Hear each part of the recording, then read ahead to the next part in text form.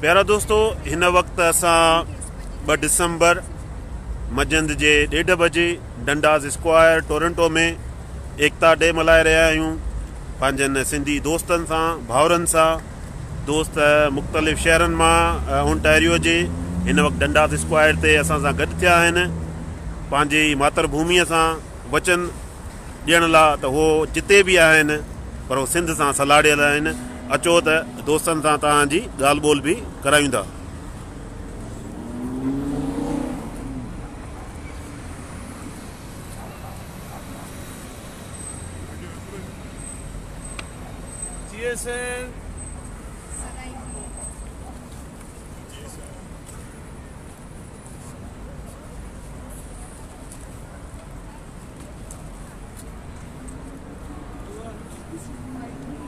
अदी सभ खां पहिरीं मां तव्हां खां शुरूआति कंदुमि। तव्हां कहिड़ो मैसेज ॾियणु चाहींदो सिंध ऐं सिंध खां ॿाहिरि रहंदड़ सभिनी सिंधियुनि खे? महिरबानी अदा। अॼु जीअं अदा ॿुधायो त असां सभु हितां टोरंटो जे मुख़्तलिफ़ शहरनि खां परे परे खां बि आयल आहियूं पंहिंजे एकता ॾींहं जे मौक़े जे मुनासिबत सां सभु गॾिजी थिया आहियूं। त मां 2 मिंट तव्हांजा वठंदमि ऐं उनजे लाइ मां सकाफ़त ऐं सिंधी ॿोली जे लाइ थोरो ॻाल्हाईंदमि। त हिकिड़ो मां कॉलम लिखियो हुयो, उनजो सिंधी तर्जुमो तव्हांखे ॿुधायांसि थी। मुंहिंजी कहाणी तमामु डिघी ऐं पुराणी आहे, जेको दर्द जे रस्तनि सां थींदी हुई, पोइ कहर ऐं ज़ुल्म खे मुंहुं ॾींदी हुई, अची करे सिंधु जे हसीन वादियनि में वसे थी। मुंहिंजी तारीख़, मां जेका आहियां हिकिड़ो सिंधी आहियां ऐं तारीख़ जो हिकिड़ो अज़ीम हिसो आहियां। ऐं मुंहिंजी तारीख़ जो सुनहरी बाब मुंहिंजी मुहबत, हुनरमंदी, अमन, मुहबत, हिम्मत जो सबूत आहे। ऐं मुंहिंजी सुञाण मुंहिंजी सिंधी मिठड़ी ॿोली आहे ऐं मुंहिंजी सकाफ़त, अमन ऐं मुहबत आहे। ऐं मुंहिंजी इन इंसानी तहरीकनि सां, इन्हनि सां वास्तो थियण जे बावजूदि मां चवणु चाहींदसि कि कोई बि सकाफ़त जेका आहे उहा अमन जो सबक़ जे अलावा हली नथी सघे। असांजो मेन बुनियादी सकाफ़त जो एलिमेंट इहा आहे कि असां अमन पसंदि क़ौम आहियूं। असां में अदम तशद्दुद, बर्दाश्त जेका आहे उन जी असांखे जेको सबक़ु मिलियल आहे उन ते ई हलण वारा माण्हू आहियूं। ऐं हुन जे बारे में मां हिकिड़ी नंढी नज़म बि लिखी आई आहियां। ऐं मां उहा नज़म जेका आहे उहो उर्दू ज़ुबान में लिखी आई आहियां, हिन जे करे कि जेको माण्हू असांजा उते पंहिंजे वतन में, मुल्क में वीचारा पंहिंजे मुश्किलनि जे ख़िलाफ़ु, पंहिंजे तकलीफ़नि जे लाइ सड़कनि ते, रोडनि ते, रस्तनि ते विड़ी रहिया आहिनि, उन्हनि खे बि सलाम। अॼु जो ॾींहुं जेका आहे, मां सिंध जी औरत जी तरफ़ां जेको परदेस में रहियल आहे, हे पंहिंजी उन्हनि सिंधी भाइरनि, भेनरुनि, माउरनि ऐं जेको मुंहिंजा पुट आहिनि उते विढ़नि था सड़कनि ते, रोडनि ते, सभिनी जे ख़िलाफ़ु बग़ावत जे उन जा इल्ज़ाम सहण जे बावजूदि अमन में बीठा आहिनि। उन्हनि खे सलाम पेश करण जे लाइ अॼु जो ॾींहुं आहिनि। उन्हनि सभिनी दर्दमंदनि जे नाले कयां थी। ऐं हुन जे लाइ मां उर्दू में हिन जे करे लिखी आई आहियां कि मां सभिनी खे पैगाम ॾियणु थी चाहियां, जेको धारी ॿोली वारा माण्हू आहिनि उन्हनि खे ख़बर हुजे जेके उते विढ़ण वारा आहिनि उहे अकेला न आहिनि। असां सभु उन्हनि सां गॾु उते बीठा आहिनि। उन्हनि जी हिमतनि खे सलाम ॾियण लाइ ऐं हिकिड़ी नंढी नज़म उर्दू में लिखी कि बाक़ी माण्हुनि ताईं बि इहा ख़बर पुजे कि उहा वीचारा अकेला कोन्हनि, कहां असां उन जी वारसी कयूं था। उन्हनि जे लाइ हिकिड़ो पैगाम लिखियो मां सभिनी जे लाइ जेको उते माण्हू विढ़ी रहिया आहिनि। हम वतन की मट्टी से दूर हैं, हम वतन की मट्टी से दूर हैं और तुम्हारे ही गमों से चूर हैं। मेहरान के सिपाहियों को हमारा सलाम है। हम कल भी थे तुम्हारे चारागर, हम आज भी तुम्हारे साथ हैं। न बदली थी हमने कभी मंजिलें, हैं रास्ते सब जुदा जुदा पर मंजिलें तो एक हैं। ये रास्तों की तलखियाँ तुम झेल लोगे जान पर, लड़ना तुम्हारा काम है चाहे कितने भी कटें अब बालों पर। तुम्हारा काफिला था बड़ा मुख्तसर और हक की ये जंग थी। तुम्हारा काफिला था बड़ा मुख्तसर और हक की ये जंग थी। मुश्किल तो थी दुख से बेहाल भी हो, तेरे हौसले तेरी ढाल हैं, तुम खुद ही अपने पुरसे हाल हो। तुम्हारे जिस्म होंगे नातवा पर तुम्हारी हिम्मतें कमाल हैं। तुम्हारी हिम्मतों को सलाम है, मेहरान के वासियों तुम्हारी हिम्मतों को सलाम है। थैंक यू महिरबानी। रिज़वान, छा चवंदो अॼु के ॾींहं जे हवाले सां? सभिनी खां पहिरीं असां सॼे सिंध खे, सॼे सिंधी अवाम खे, सिंध जे जेको आहे हिते रहण वारा, कैनेडा में रहण वारनि खे हीअ जेको आहे सकाफ़त ॾींहं जी मुबारक ॾियूं था। ऐं जेको आहे असां सभिनी खे चऊं था त प्लीज़ हिन ॾींहं खे ज़रूरु मल्हायो वञे ऐं असांखे असांखे इहा जेको आहे रिवायत क़ाइमु करे ॾिनी वञे त असांजा जेके बि ॿार कैनेडा में रहनि था त उन्हनि इन सकाफ़त खे जेको आहे उजागर कनि ऐं हिन खे असां वधायूं, ॾींहं ब ॾींहुं वधायूं ऐं महिरबानी करे जेको आहे इन्हनि शयुनि खे पंहिंजे ॿारनि खे सेखारियूं। महिरबानी। Thank U. मां सभु नंढिड़ो मैसेज ॾींदुमि त सिंध मुंहिंजी अमड़ आहे ऐं जिते किथे सिंधी रहनि पिया सॼी दुनिया में पंहिंजी अमड़ जो ख़्यालु रखनि। महिरबानी महिरबानी। साईं जाम साहब। साईं सभ खां पहिरियां तव्हां साईं रमन खे मुबारकबाद ॾींदुसि। तव्हांजी महिरबानी तव्हांजे शॉर्ट नोटिस ते दोस्तनि खे हिते जमा कयो। डंडास स्क्वायर टोरंटो में जेको हिकिड़ो वर्ल्ड फेम प्लेस आहे ऐं ॿियो त सॼी सिंध खे मुबारकबाद ॾींदुसि ऐं त हीअ असांजो हिकु सुठी ॻाल्हि इहा थी वई आहे त जेको रोज़ु रोज़ु कोई 1 दिसंबर 2, 3, 4 त हाणे 2 दिसंबर जो जेको ॾींहुं आहे 2 जेकी तारीख़ आहे या फस्ट वीकेंड हूंदो ऑफ दिसंबर हूंदो उनखे सेलिब्रेट कंदासीं। ॾाढी सुठी ॻाल्हि आहे। इन में ख़बर लॻे थी सॼी दुनिया खे त we are united, we have unification. ॿियो इहो त हीअ जेको असांजो कल्चर आहे 5000 साल पुराणो, पर हाणे इहा रिसर्च ॿी हिकिड़ी आई आहे उन मुताबिक़ 7000 साल पुराणो असांजो कल्चर आहे। इहा अञा असांजे लाइ हिकिड़ी ॾाढी एडिशनल हिकिड़ी ख़ुशी जी ॻाल्हि आहे ऐं इहो दुनिया खे असां ॿुधाईंदा हिन ॾींहं ते त बाबा हीअ असांजो कल्चर जो मक़सदु इहो न आहे त रुॻो असां सेलिब्रेशन आहे।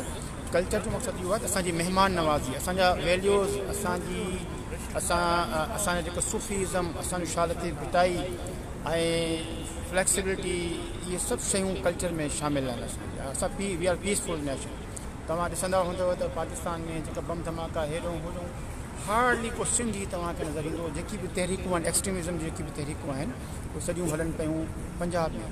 असांजे सिंध में अहिड़ी का तहरीक न पई हले ऐं जेको बि तव्हां ॾिसो पिया उन में इन जो मक़सदु इहो आहे त we are rich with our culture, we are a peace maker nation ऐं we don't want trouble with anybody.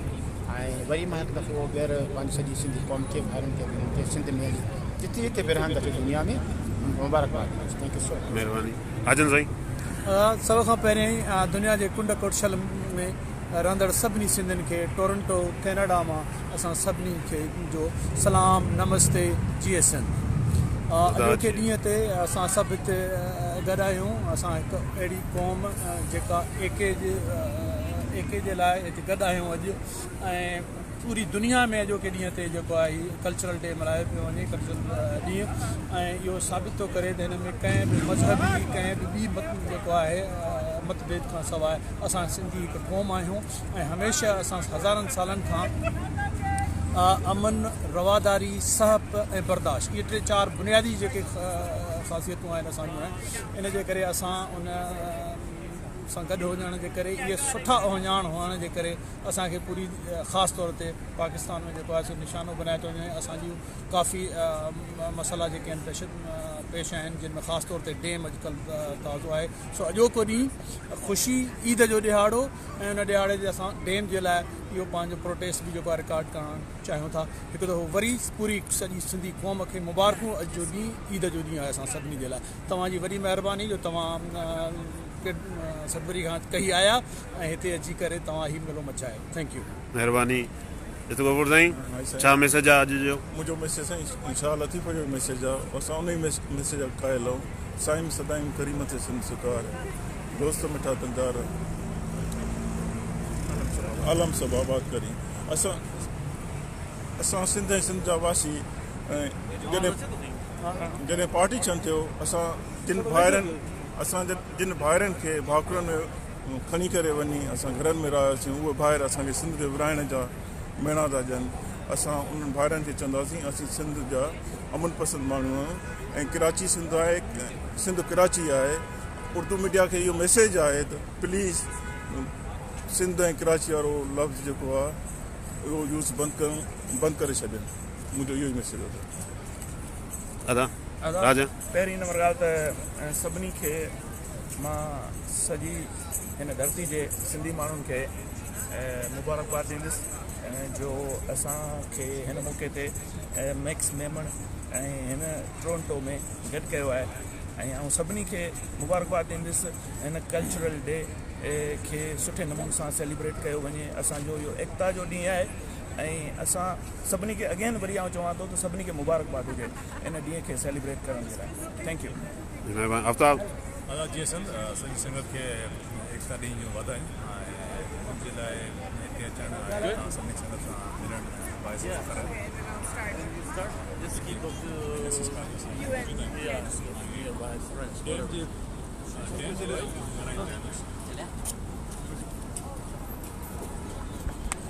Dam जे लाइ हिकिड़ी मिसकनसेप्शन असांजी शहरी आबादी वटि आहे उहो इहो त जेको डाउन स्ट्रीम में पाणी छॾियो वञे थो उनखे चयो वञे थो इहो पाणी ज़ाया थो थिए जेको आमतौर ते असांजी सिंधी पंहिंजी शहरी आबादी इहो उन्हनि खे मिसकनसेप्शन आहे हाणे आउं तव्हांखे हिकिड़ी 3 सेकंडनि में हिकिड़ी ॻाल्हि ॿुधाईंदो आहियां त कंहिं बि डेल्टा खे बचाइण जे लाइ असांखे जेसीं ताईं पाणी असां छोड़ न कंदासीं समुंड में त उहो समुंड असांजी धरती ॻड़काईंदो वेंदो ऐं उहो ई असांजे जेको सॉदर्न डिस्ट्रिक्ट्स आहिनि जीअं ठटो आहे बदीन आहे उन्हनि में थी रहियो आहे सो मुंहिंजी गुज़ारिश इहो आहे त कंहिं बि क़िस्म जी डैम ठाहिण खां पहिरीं प्रॉपर हुनजी इन्वेस्टिगेशन थियणु खपे ऐं प्रॉपर हुनजी स्टडी थियणु खपे उन खां पोइ अहिड़े क़िस्म जो को बि प्रोजेक्ट स्टार्ट थियणु खपे ऐं जेतिरा बि सूबा आहिनि उन सभिनी खे कंसेंसस में आणे ऐं उन खां पोइ फ़ैसिलो कयो थैंक यू वॾी महिरबानी दिलीप आदा मैक्स साईं सभिनी खां पहिरीं समूरी सिंध खे कल्चर ॾियारे जूं वाधायूं हुजनि ऐं असीं सभु सिंधी दोस्त टोरंटो में गॾु थिया आहियूं असांजे हिते गॾु थियण जो मक़सदु सिंध खे इहो मैसेज ॾियणो आहे त सिंधी डायस्पोरा सिंधी कल्चर में ॿोलीअ जे हिसाब ॿोलीअ में कहिड़े क़िस्म जो सिंध जो इशू आहे त सिंधी डायस्पोरा गॾु आहे ऐं अॼु बि असां कल्चरल हवाले सां समूरी सिंध सां जुड़ियल आहियूं भले खणी फ़ासिला हुजनि ऐं कल्चर ॾियारे ते जेके मैसेज आहे उहो इहो आहे त जेके जबरी गुमशुदगियूं सिंध में थियनि पियूं रियासती इदारनि जे तरफ़ां त उहे फ़ौरन बंदि थियनि छाकाणि इहो बुनियादी इंसानी हक़नि जी वायोलेशन आहे नंबर 1 ऐं जेके बि असांजा दोस्त अॼु गैर क़ानूनी तौरु बंदि आहिनि उन्हनि खे फ़ौरन आज़ादु कयो वञे ऐं इहो असीं मुतालबो अॼु रखूं था कल्चर ॾींहं जे मौक़े ते ॿियो जेको आहे सो इंडस डेल्टा जी बहाली आहे कोटरी डाउन स्ट्रीम में जेकॾहिं 10 MAF पाणी छॾिणो आहे 10 मिलियन जेको एकड़ फुट जेको पाणी आहे उहो मिनिमम छॾिणो आहे 1991 जे अकार्ड जे मुताबिक़ उहो बि न पियो छॾियो वञे ऐं चीफ जस्टिस मां हुनखे चीफ जस्टिस कोन थो चवां मां हुनखे थीफ जस्टिस थो चवां माना चोर जज उहो कहिड़े हिसाब सां मुल्क में चंदो गॾु करण लाइ निकितो आहे ऐं इहो हुनजो इख़्तियार बि न आहे छाकाणि सुप्रीम जुडिशल काउंसिल खे बिज़नेस कोड ऑफ कंडक्ट जे हिसाब सां हिन चीफ जस्टिस खे ते एक्शन खणणु घुरिजे हिकिड़ो इहो मुतालबो ॿियो असांजो इहो आहे त डेल्टा जी बहाली जेको ऑलरेडी मां चई चुको आहियां उन खां सवाइ जेको नंढनि नियाणियुनि जो जेको जबरी मज़हब तो तब्दील कयो वञे रियासती आशीर्वाद सां उहो बंदि थियणु घुरिजे छाकाणि त जेकॾहिं सिंध जे माण्हुनि खे दीवार सां लॻायो वेंदो सिंध जे माण्हुनि खे जेकॾहिं बर्दाश्त न कयो वेंदो हुननि जे लीगल राइट्स जे हिसाब सां त यकीनन सिंधी आज़ादु आहिनि दुनिया में एहतिजाज कंदा हर जॻह ते कंदा ऐं अॼु ई कल्चर ॾींहं ते असांजो इहो ई मुख़्तसर पैगाम आहे ऐं समूरी सिंध सां गॾु आहियूं असां ऐं असीं हमेशह गॾु रहंदासीं ख़ासि क्रेडिट वञे थो असांजे दोस्त मैक्स मेमण खे जंहिं इहो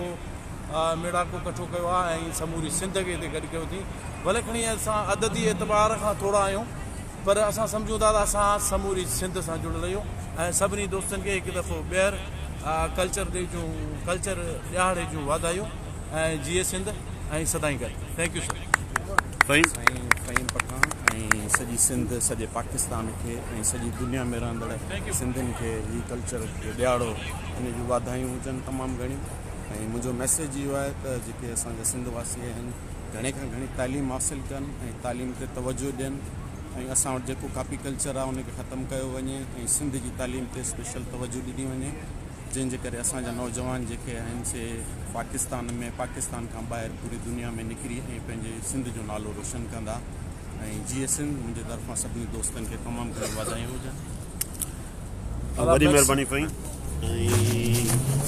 हलो मैक्स साहब जी भाउ हाणे तव्हां कमेंट्स ॾियो जी सभ खां पहिरीं त सिंध में रहंदड़ सभिनी सिंधियुनि खे सिंध खां ॿाहिरि रहंदड़ सभिनी सिंधियुनि खे ऑस्ट्रेलिया खां वठी कैनेडा ताईं सभिनी सिंधियुनि खे अॼोको ॾींहुं मुबारक हुजे हिन ॾींहं खां वॾो ॾींहुं मुंहिंजी नज़र में असां सिंधियुनि लाइ को थी नथो सघे ऐं जसा हिननि सभिनी दोस्तनि खे जे हिन थधि में डंडास स्क्वायर जेको सेंटर आहे टोरंटो जो दिलि आहे, जिते माण्हू ईंदा आहिनि, ॾिसंदा आहिनि, जेके असांखे ॾिसी बि रहिया आहिनि ऐं पुछी बि रहिया आहिनि त कहिड़ो सूरु आहे तव्हांखे, कहिड़ी तकलीफ़ आहे तव्हांखे जो हिन थधि में तव्हां अची बीठा आहियो। त असां हुनखे ॿुधाए रहिया आहियूं त असां पंहिंजी माउ सां गॾु आहियूं, जेके हज़ारे तकलीफ़ूं सही रही आहे।